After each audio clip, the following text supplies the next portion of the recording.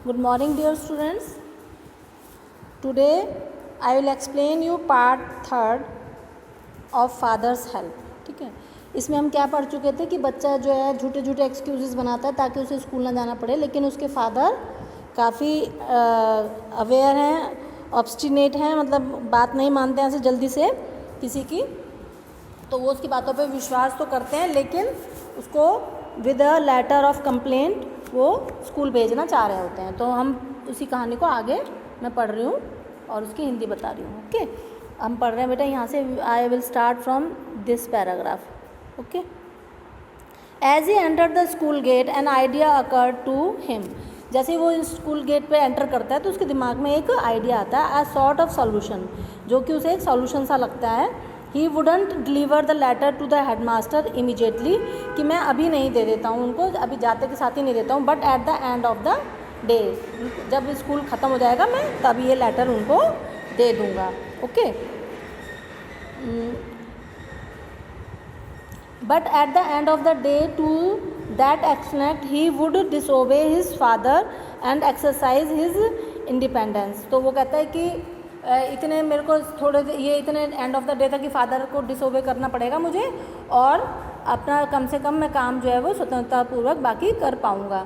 There was nothing wrong in it, इसमें कोई गलत नहीं है कि अगर मैं उनका आते के साथ ही लेटर नहीं दे रहा हूँ, उनको डिसोबे कर रहा हूँ।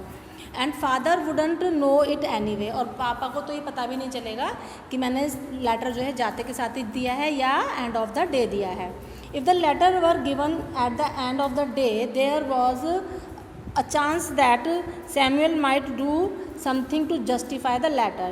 यहाँ पर बेटा justify का मतलब है कि जो उसने अपने पापा को उनके बारे में गलत गलत बातें बोली थी और पापा ने कंप्लेंट में लिख दी थी, तो वो कह रहा है कि हो सकता है कि मुझे चांस मिल जाए एंड ऑफ द डे तक कि वो कुछ ऐसा कर दें कि वो लेटर में लिखी हुई गलत बातें उनके ऊपर फिट हो जाएं, यानी कि वो कुछ आज पिटाई विटाई या डांट वांट का प्रोग्राम कर दें। प्रोग्राम का मतलब है यहाँ पे आज हो सकता है वो ऐसा कुछ करें कि मेरा जो मैंने पापा से झूठ भी बोला है वो सच हो जाए। Okay, Swami stood at the entrance of the class, Samuel was teaching arithmetic. जब वो दरवाजे के एंट्री पे खड़ा होता है तो टीचर क्या पढ़ा रहे थे, सैमुअल टीचर क्या पढ़ा रहे थे, जिनकी उसने बुराई करी थी, अर्थमेटिक पढ़ा रहे थे वो। He looked at Swami for a moment, वो स्वामी की तरफ देखते हैं।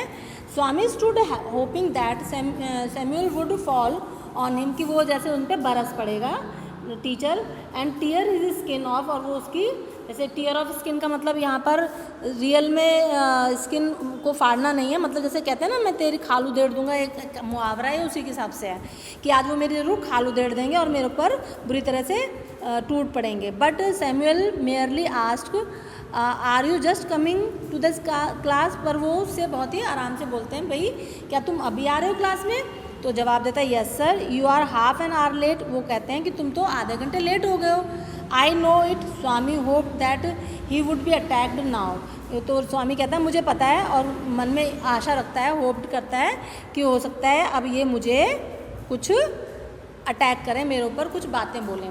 ही ऑलमोस्ट प्रेड, वो भगवान से प्रेयर कर रहा था, god Tirupati please make Samuel's beat me, कि वहाँ पे जो ये तुम्हें पता ही है कि ये कहानी जो है जहाँ के वहाँ पे तिरुपति जी को बहुत मानते हैं, स्वामी नारायण, जैसे कि आपको पता ही उनका नाम से पता चल रहा है वो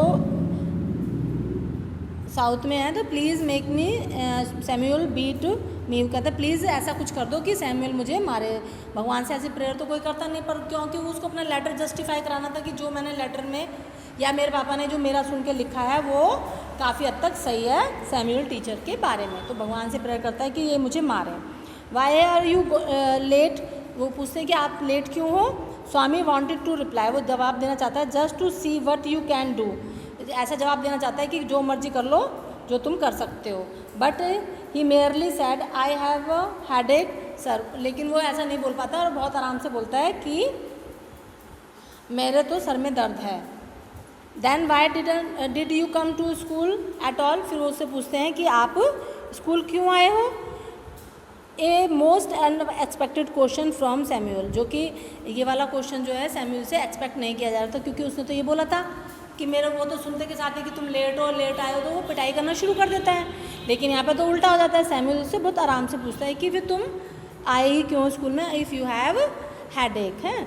माई father said that I shouldn't miss the class sir, said Swami. Swami कहता है कि मेरे फादर ने कहा है कि तुम्हें क्लास नहीं छोड़नी चाहिए। तो this seem to impress Samuel, इससे सैमुअल जो टीचर होते हैं वो काफ़ी इम्प्रेस हो जाते हैं मतलब प्रभावित हो जाते हैं। Your father is quite right, तुम्हारे पापा बिल्कुल सही हैं।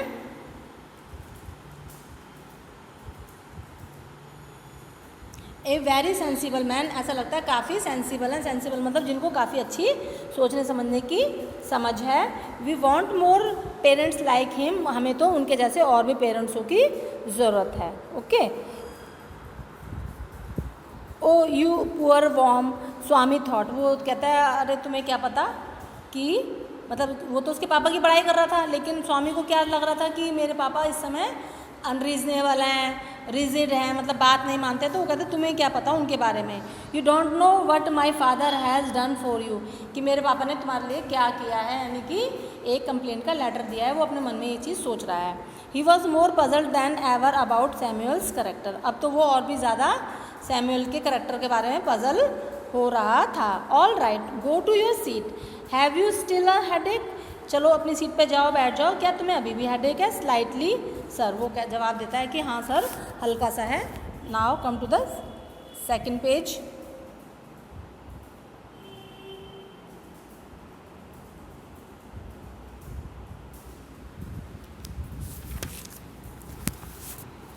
स्वामी went to the seat with a bleeding heart. Bleeding heart का मतलब यहाँ से ये नहीं है कि खून निकल रहा है।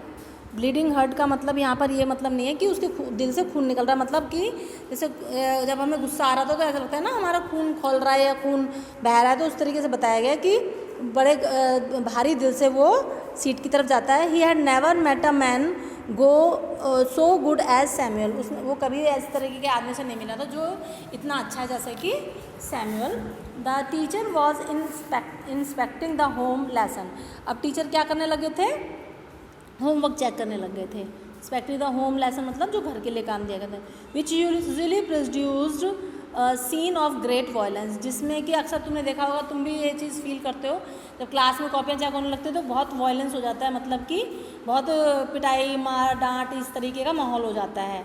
ठीक है। Not books would be flung at face, ना केवल बुक्स फेंकी जाती हैं फेस पे। बॉयज़ वुड बी अब्यूज, बच्चों को डांटा भी जाता है, गाली दी जाती है।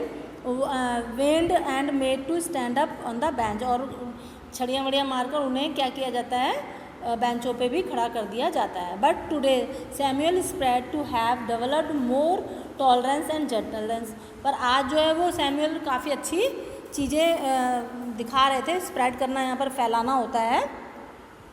स्प्रेड का मतलब यहाँ पर कि वो आज वो क्या बखेर रहे थे, बखेरना मतलब दिखा रहे थे, शो कर रहे थे कि बहुत ज़्यादा टॉलरेंस है उनके अंदर और जेंटलनेस है। टॉलरेंस का मतलब भी आपको पता ही होगा बेटा, कहते हैं ना टॉलरेट नहीं करूँगा, तो मतलब कि आज वो बहुत ही सहन शक्ति अपनी दिखा रहे थे, और जेंटलनेस मतलब सज्जनता। Okay.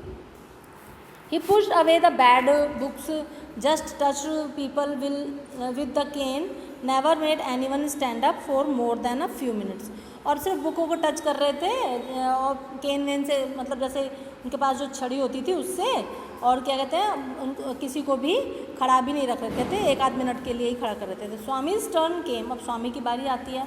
He almost thanked god for the chance, वो भगवान से शुक्र मना रहा था कि मेरी भी चलो चांस आई। क्यों शुक्र मना रहा था, क्योंकि he has made his mind, उसने अपना दिमाग बना लिया था कि मुझे आज ऐसा कुछ करना है कि सैमुअल टीचर के लिए जो मेरे फादर ने लेटर लिखा है वो उस पर खरे उतरें, वो मुझे डांटें या क्लास में वायलेंस करें, वो ऐसे मन में सोच रहा था। तो थैंकफुल हो रहा था कि शुक्र है मेरी बारी आई और मुझे अब ऐसा कुछ करने का मौका मिलेगा।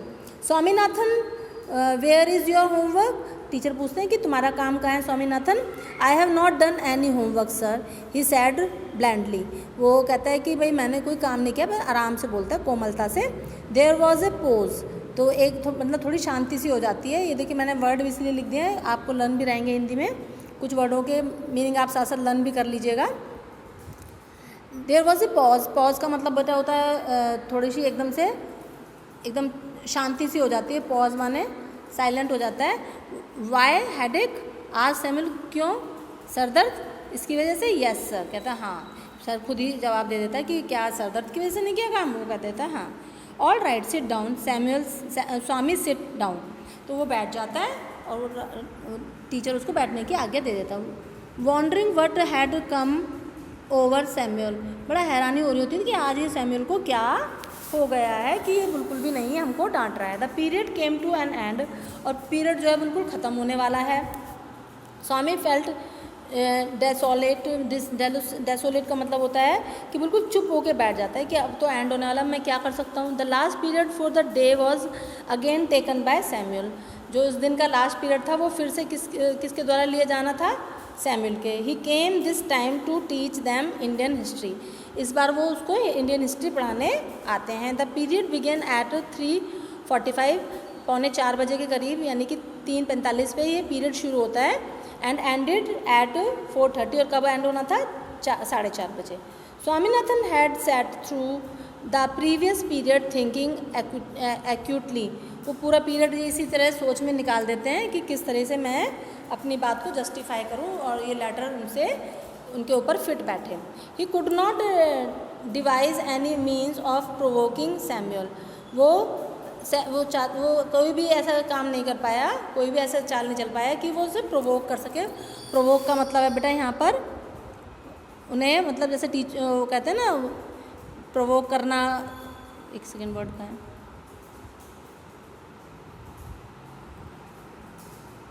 यस ये रहा प्रोवोक।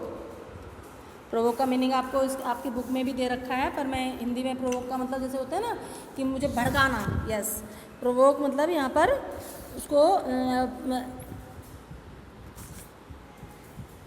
एनोइंग या इरिटेटिंग, ठीक है वही मतलब है। इरिटेट नहीं कर पा रहा था, उसका पूरा टाइम ऐसे ही चला गया था। When the clock struck 4 Swami felt desperate, और जैसे ही कि क्या हुआ 4 बजे वो एकदम से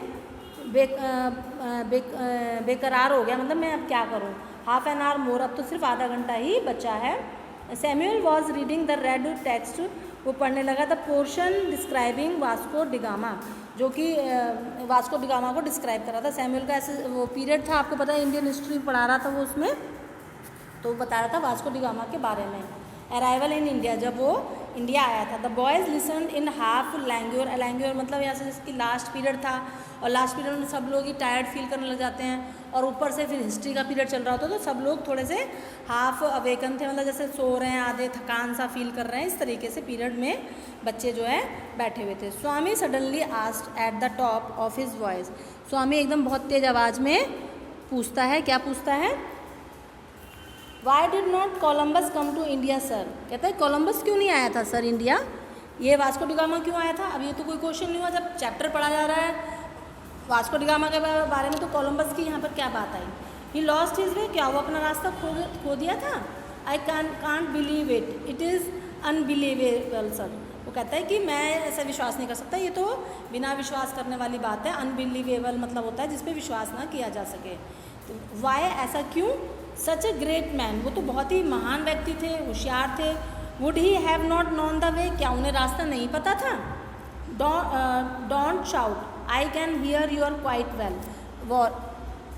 मतलब कि वो कह रहे हैं कि तुम इतनी तेज क्यों चीखने लग गए हो? क्योंकि वो क्यों चीख रहा था? क्योंकि वो सोच रहा था कैसे मैं टीचर को इस बात के लिए परेशान कर दूं और वो परेशान होकर मेरे ऊपर चीखने लग जाएं। तो टीचर ही उल्टा बोलता है कि भाई तुम इतनी तेज ये क्वेश्चन क्यों बोल रहे हो? Don't shout, I can hear your quite well, मैं तुम्हें आराम से भी सुन सकता हूँ। I am not shouting sir, this is my ordinary voice. क्या बोलता है? हम कहाँ पर बेटा? यहाँ पर हैं हम। आई am not shouting sir, this is my ordinary voice which